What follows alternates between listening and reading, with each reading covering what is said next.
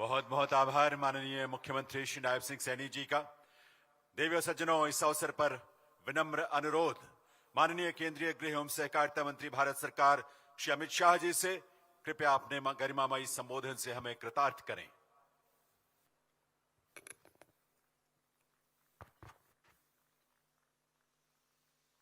आज के इस गौरवमयी कार्यक्रम में मेरे साथ मंच पर उपस्थित हरियाणा के लोकप्रिय मुख्यमंत्री श्रीमान नायब सिंह सैनी जी,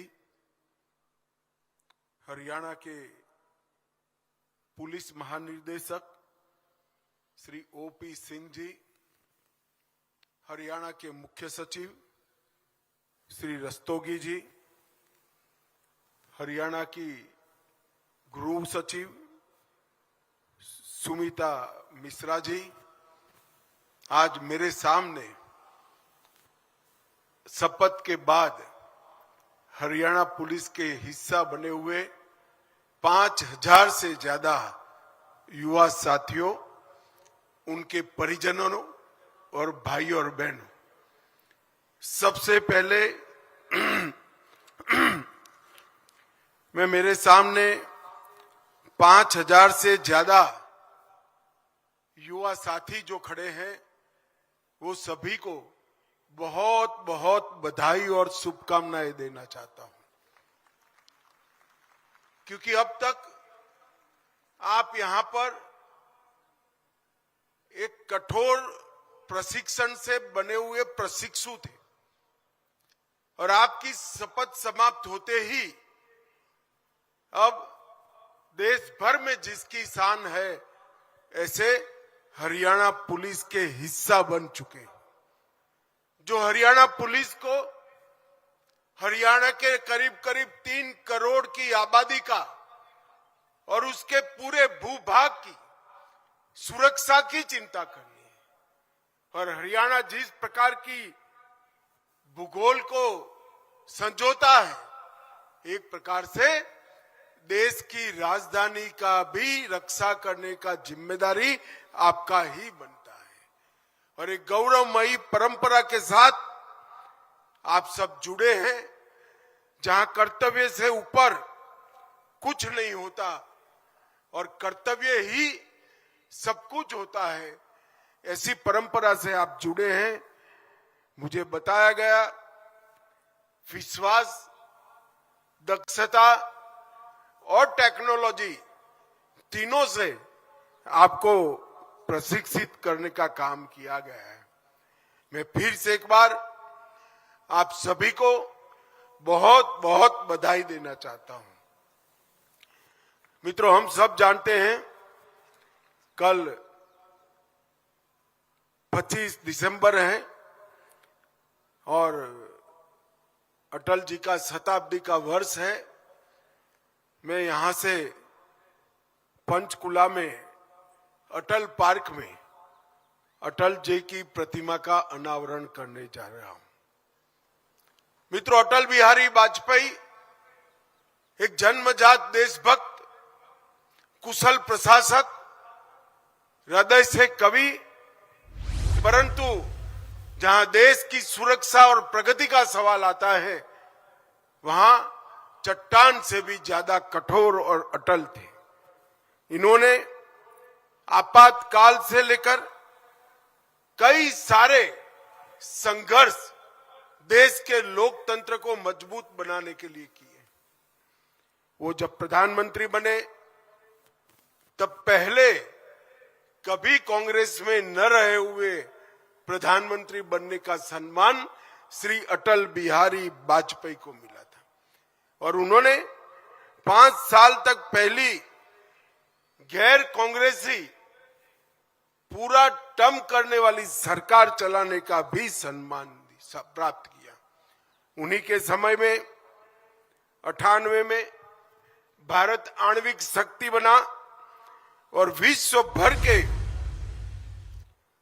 विरोध को दरकिनार कर भारत की रक्षा को सुदृढ़ करने का काम किया।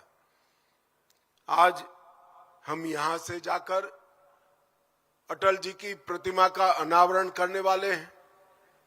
अटल जी की ये प्रतिमा कई सालों तक पूरे हरियाणा के युवाओं को एक आदर्श जीवन कैसा होता है, जन समर्पित नेता कैसा होता है, कुशल प्रशासक कैसा होता है और देश के लिए जीने वाला व्यक्तित्व कैसा होता है, इसकी मिसाल सबको देता रहेगा। मित्रों, आज 93 बैच के 5161 जवान यहां पर मेरे सामने उपस्थित हैं और पहला मोर्चा हमारी बच्चियों ने संभाला है, महिलाओं ने संभाला है। मुझे देखकर बहुत खुशी होती है। मैं सभी को कहता हूं, बच्चियों के लिए एक बार जोर से ताली बजाओ जरा।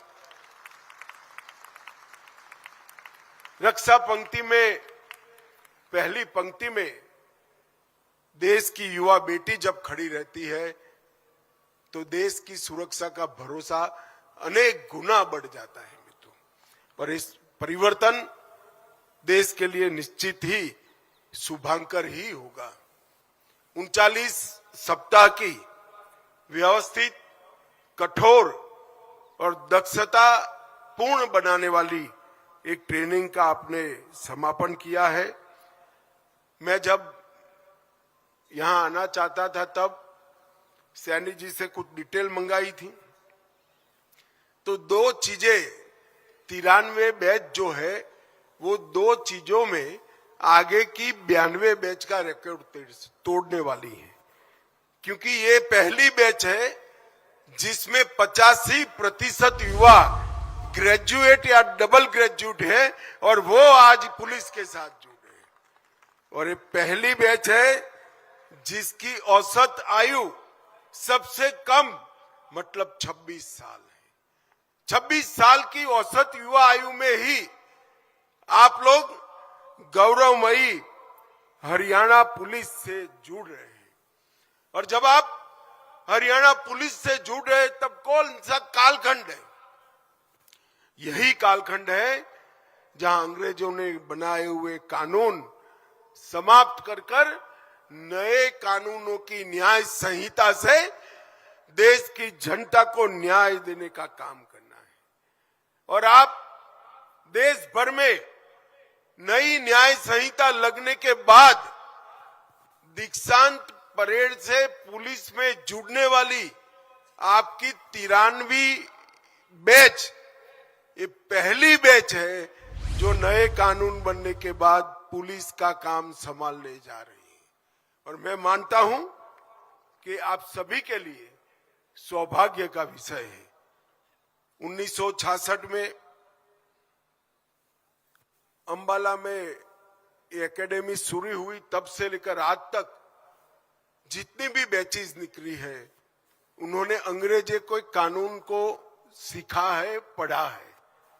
अब पहली बैच ऐसी हो जिसने भारत की संसद ने बनाए हुए कानून सीखकर जनता की सेवा करने के लिए जाना है।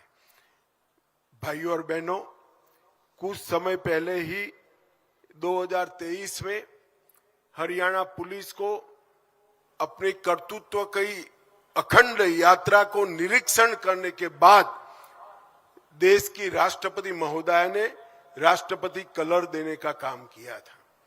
और आज एक प्रकार से उसी परंपरा को आपने आगे बढ़ाना है। विभाजन के वक्त जब हरियाणा बना, एक पुलिस रेंज और 6 जिले थे। आज हरियाणा पुलिस एक विशाल वट वृक्ष बन चुकी। 5 रेंज, 19 जिले, इसके साथ रेलवे पुलिस, साइबर क्राइम, कई प्रकार के पुलिस के अंग उपांगों से युक्त हरियाणा पुलिस देश भर की पुलिस में सबसे आगे रहने वाले पुलिस बल में शुमार होती है। 77,000 का आपका स्वीकृत क्षमता का कार्यबल हमेशा हरियाणा की जनता की सेवा के लिए उपलब्ध रहता है। मित्रों, आज जब आप जा रहे हैं तब कुछ साल पहले देश में 3 बड़ी चुनौतियां थी कानून और व्यवस्था की। वामपंथी उग्रवाद, जम्मू कश्मीर का आतंकवाद और नॉर्थ ईस्ट के अंदर काम करते हथियारी ग्रुप। मगर जब आप 10 साल के बाद ज्वाइन कर रहे हो, मोदी जी की सरकार बनने के 10 साल के बाद, तब ये तीनों क्षेत्र में शांति हो चुकी है और एक प्रकार से देश ये तीनों मोर्चों पर सुरक्षित है। परंतु आंतरिक सुरक्षा की जिम्मेदारी आज भी इतनी ही है।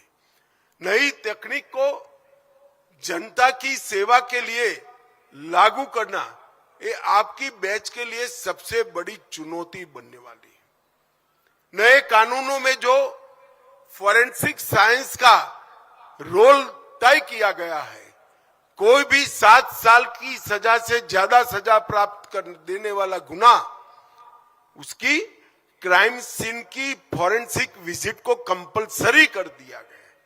और उसका उद्देश्य, एकमात्र उद्देश्य है कि दोषियों को सजा सुनिश्चित करना।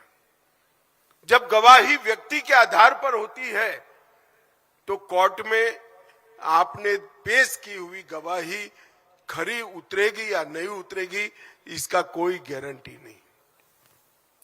परंतु गवाही जब तकनीक के आधार पर होती है तो कोर्ट में वो खरी उतरती है और दोषियों को जेल में भेजने का काम कर रही है।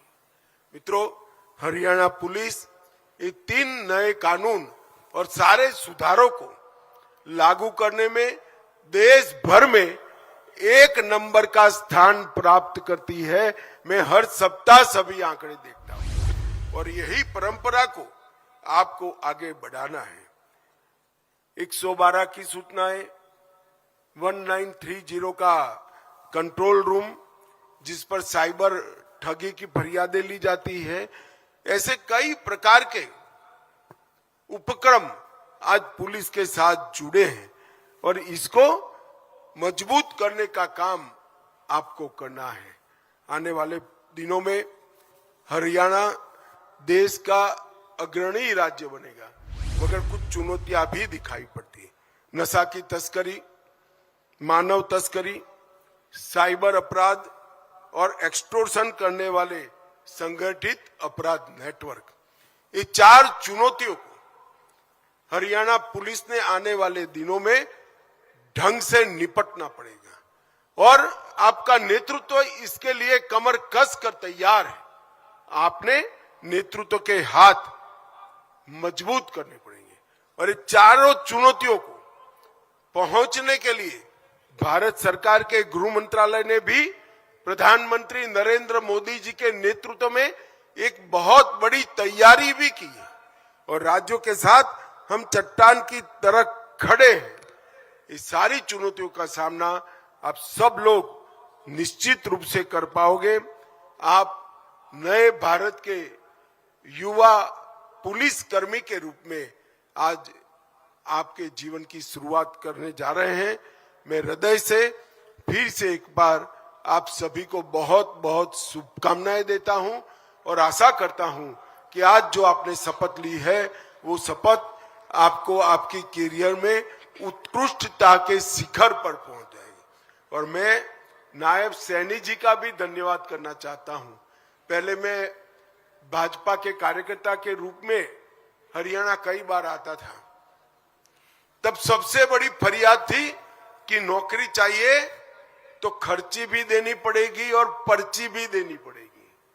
आप किसी जाति के हो तो नौकरी मिलेगी और आप में रिश्वत देने की क्षमता है तो ही नौकरी मिलेगी। हरियाणा को सैनी जी ने खर्ची पर्ची बगैर नौकरी का राज्य बनाकर बहुत बड़ा काम हरियाणा की जनता ने किया है और इसका नतीजा आज मेरे सामने है।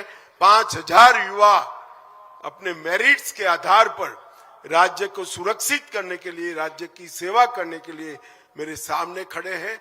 इस शानदार परेड कर कर अपने योग्यता को भी आपने सिद्ध किया है। मैं फिर से एक बार आप सभी को बहुत बहुत साधुवाद देता हूं। वंदे मातरम, भारत माता की जय। बहुत बहुत आभार माननीय केंद्रीय गृह एवं सहकारिता मंत्री श्री अमित शाह जी का उनके मार्गदर्शन और शुभ संदेश के लिए। मैं निवेदन करूंगा माननीय मुख्यमंत्री हरियाणा श्री नायब सिंह सैनी जी से कृपया मुख्य अतिथि महोदय को आभार स्वरूप एक स्मृति चिन्ह भेंट करें।